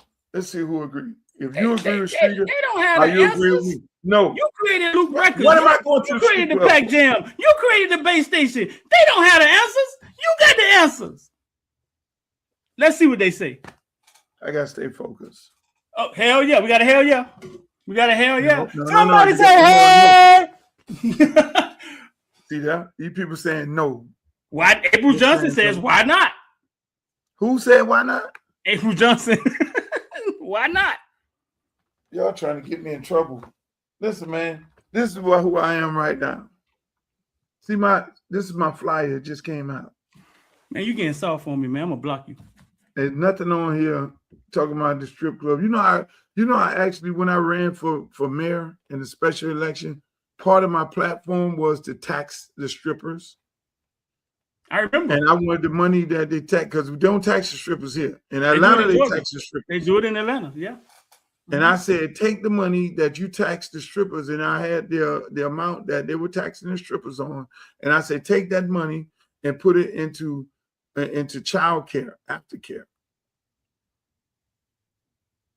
But I'm not doing that right now. I'm running for federal. Look at that. That's my flyer. Y'all get to first see it. And then people, DJ Khaled is doing a fundraiser for me. Go to my website, www.lukeforcongress.com, and get you a ticket to go to the fundraiser. Now, the only way you can get in is a private fundraiser. You're going to have to make a donation. Then they'll give you the access. Your access will be denied if you don't make a contribution. So are you trying to see you and Andy Slater I think y'all trying to get me disqualified. What disqualifies you? Tell me, what's the rule? Y'all want the people to write me up.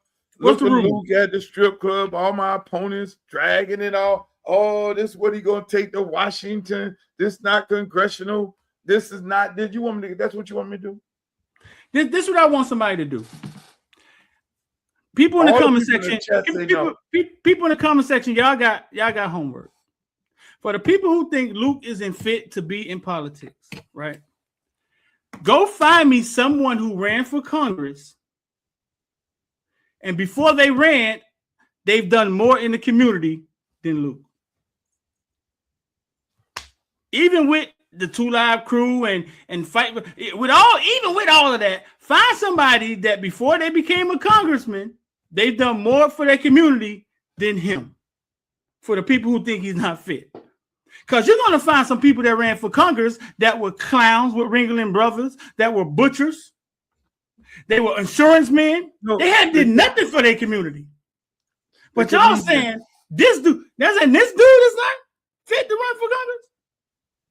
They had a comedian and a clown and a wrestler. Actors do it all the time. They go straight from acting to politics. So with that being said, you have a right to be the person you've been the whole time, because the whole time you've been fighting for the community. So we're going through the back door of Tootsie's. Somebody say, hey, that's who you are, bro. What? Okay, first of all, what am I going to be doing in Tootsie's? It's watching the game. LeBron, who just upset Houston Rockets, the greatest basketball player ever. We're gonna watch the Lakers. Here we go with that. He tried to slide that one in. LeBron, greatest basketball player of all time. LeBron James, the greatest basketball player ever. Somebody said Ronald Reagan did it. Bruh, Ronald Reagan went to the strip club. You don't have to change who you are to run for Congress. Ronald Reagan went to the strip club. Really? That was somebody else said. There's the party, Streeter. Man, you getting soft on me, man. I'm finna go. DJ Khaled. Hey, I want to commend my brother. There it is. Y'all get your QR code and scan it right there. Big fundraiser on Thursday. I need everybody to come. Go to my website. Scan this right now. It's on your screen. It's on your TV screen in your living room. Go ahead and scan it. When you scan it, and if you can't scan it, go to my website, www.lukeforcongress.com. You're different, bro. I gotta have the money to run. These people trying to get me. Who trying to get you, man? Who you running against? Like, who trying to get you? I'm running against a bunch of people taking special interest group money. That's what they're doing. And they're trying, and those people are trying to get the special interest group. They're taking special interest group money, and they're going to sell the rest of the community away. Gentrify it, have all kind of, you build affordable housing and give it to Julio Ramundo. Julio Ramundo going to bring their own people in. They're going to move all the people out, and before you know it, the neighborhood is not going to be back. The whole neighborhood is not going to be back black. Then Donald Trump going to get TPS passed. All the Haitians in the district and some of the other islanders who are here on temporary status, they're going to then take them and put them in Alligator Alcatraz in the houses that they live in, that they purchased since they've been here all these years. They're going to take those houses, and then they're going to move into those. That's a big play. There it is right there, ladies and gentlemen. So you better go on. Hey, look here, man. What's up? The fundraiser is here. You ain't giving money to me. You give money to me to run and win. I got to buy radio advertising, buy flyers, and buy posters. I got to pay staff. I got a bunch of staff that need to be paid in order to win a race like this. Yeah, I got some people who don't do shit. I had to get rid of somebody the other day. What? I had a damn fundraiser. These elections, let me tell you something. These campaigns are horrible. I had a damn fundraiser that I paid a boatload of money to, and the lady only raised $40. And she wanted me to keep paying her almost $9,000 a month. That's her job? To raise money. Those are the travesties in campaigns. These people look at a campaign and look at it like, oh, this a cash giveaway. But unlike me, again, the only businessman in the race. No. You're gonna give me your resume, and I'm gonna give you your job description, and you're gonna do your job. And if you don't do your job, I'm gonna fire your ass. It's just that simple. That's why you got people. Streeter, you got people in this race literally have raised damn near $1 million, and they're in debt $40,000 and $50,000. People in this race that raised a boatload of money. They're not businessmen and women. Run against you? Yeah, they're not businessmen. So these people are going to look at these people to be the congressperson, and they can't even balance their own books in a goddamn congressional race. That's a whole other whole side of it that they don't get into. Everybody want to talk about what their policies, and they got the best dress contest, and the pastors, they pay the pastors and all this here, but you can't even balance your own damn books in a congressional race. You're in debt $50,000. You got people in the race, and I'm gonna tell you, I urge people to do this here. Go look at the campaign finance reports in my race, and you'll see that. Don't wait for somebody to broadcast, and do it in any other race around the country. You need to know who donated money to your candidate, because the wrong person can be donating money. They could be getting money from the Klan. They have campaigns where the Klan is getting them money. The Klan? Yeah. Black people. Do you know how valuable Black property is in the Black community? They want that. Either they want you out to own it, or they want to come in and own you. So people, there it is right there. They go big fundraiser. I got one with Rick Ross on the 21st.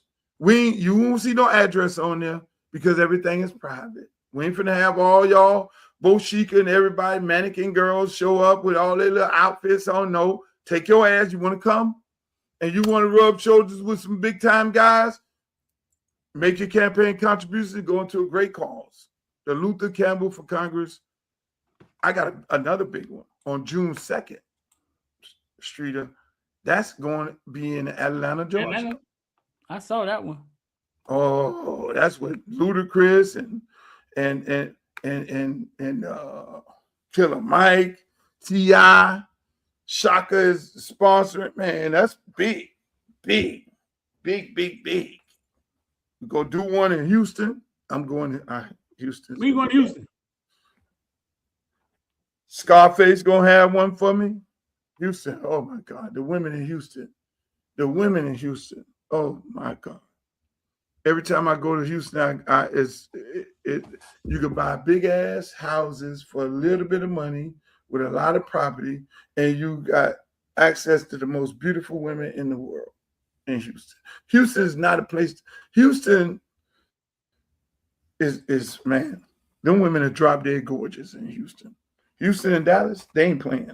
I have never been engaged. I only been married one time, engaged twice. And both women from Texas. That's how beautiful they are. And I don't have no ugly eye. You know, some people have an ugly eye. When they be like, man, but she beautiful. And you be like, you got an ugly eye. Man, she fine. Obese. If that's okay with you. Hey, man. Hey, listen, man. What's up? Let me stop. Let me just stop. Let me stop. I got the yard signs. getting printed up right now. I'm gonna take yard signs to people's house. You got a street team? Yeah, I got a street team. They get ready to go. Hey, we get ready to hit the streets this weekend. They're gonna be all over. They're gonna be like ants. They're gonna be everywhere. I'm going down the street, knocking on doors. I'm going up there. I got one lady, she told me, come bring that yard sign to my house. I'm gonna feed you. I said, yeah, I'm coming, sweetheart. I don't know how much feed I'm gonna get, but I'm gonna go sit down. I like going sit down in people's house, man. Go sit down and chop it up. Go back there, play some spades and all that. Talk to the people. That's what I do. I'm gonna go out to the park. You gonna tell me when they got the 7-on-7. I'm gonna go to the spring game, Ely spring game, Dillard spring game. I'm in the stands giving out flyers and all that there. Hey man, vote for Uncle Luke. That's what we'll be at. I'm not going to the sideline, Streeter. I will be in the stands. So that's your job, to give me the list of these are the dates of the spring game for Dillard, Ely, Diff, all that, BA, all that. That's my district, bro. Let's go. I'm trying to tell you. So You gotta make sure you take their phone, and they want to take a picture. Yeah, you take their phone and you shoot a video with them. You go live, and then next thing you know, you're on everybody's page. They helping you. That is the move. I take the picture with the shirt on. I'll be on everybody's page. They be like, shit, you getting free advertisement? No, we taking pictures. You getting this. Look. But we're gonna win this. We in to win it. Hey man, I gotta get off here. I got the hot date. Get ready to pull up. I'm gonna come on here Wednesday, tell y'all how the date went. I'm interviewing for a first lady. If you want to be interviewed, send your resume to Streeter. Who you interviewing? What? Interviewing for a girlfriend. Oh, for a girlfriend. Remember we were supposed to be trying to find this girl in Opelika? Okay, ladies and gentlemen, I want to thank you all for being here today. It was a great show.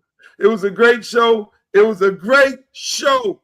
We had Streeter on here, Footballville. We talked a whole bunch of stuff like this here. You see that this man saying glow. Yeah, it is OMG. But hey man, y'all check out Streeter. Go follow him on Instagram, follow him on Facebook, follow him on Twitter, Footballville. They got all the updates on everything, all the haircut, his haircut and Malachi.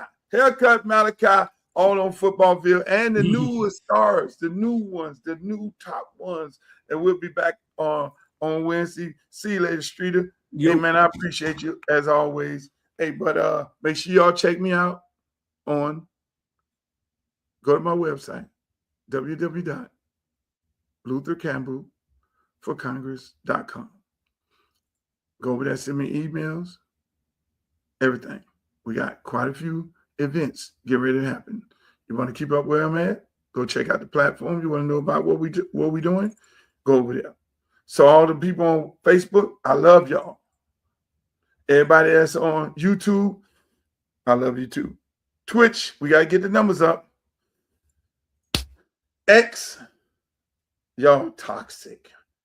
Instagram, we ain't on there tonight, but until the next time, Wednesday, we'll be back on the same bat channel. You know, we're live at 5. Wednesday, it'll be a little different time. And then on Thursday, we'll probably come on Thursday night after the big fundraiser with DJ Khaled. But for more fundraiser information, go to the website. You can check it out. Thank you, guys. In the words of Walter Cronkite, may the good news be yours. Peace. I love you. Why was everything seemed to be going down at the award shows back then? West came to the South. They had beef with Luke Skywalker and the Miami boys. Yeah, they don't tell that story. They don't tell that story where Luke came to the hood, got Atlanta and Miami folk. And we clear how. And this is when Dr. Dre made Dre Day and Snoop is going, they all going at Luke. Man, them goddamn Miami, I don't know where Luke man, this was in Orlando, Florida, the Jack the Rapper. We're in Orlando, Florida. Them goddamn Miami niggas came through that bitch so thick, tearing shit up. Only real niggas that was at that Jack the Rapper know exactly what the fuck happened. But it was bad, you know what I mean? It was all bad. Just know that Death Row and Luke Skywalker is funking at this time. That's when everybody met up. Because they doing their own shows, we doing our own shows. All year long, and then when y'all finally meet up. Yeah, because everybody had to go to Jack the Rapper. Everybody had to go to New Music Seminar. Everybody went to How Can I Be Down. Everybody went to the Southwest, whatever that shit was. Yeah, so that's where you see them.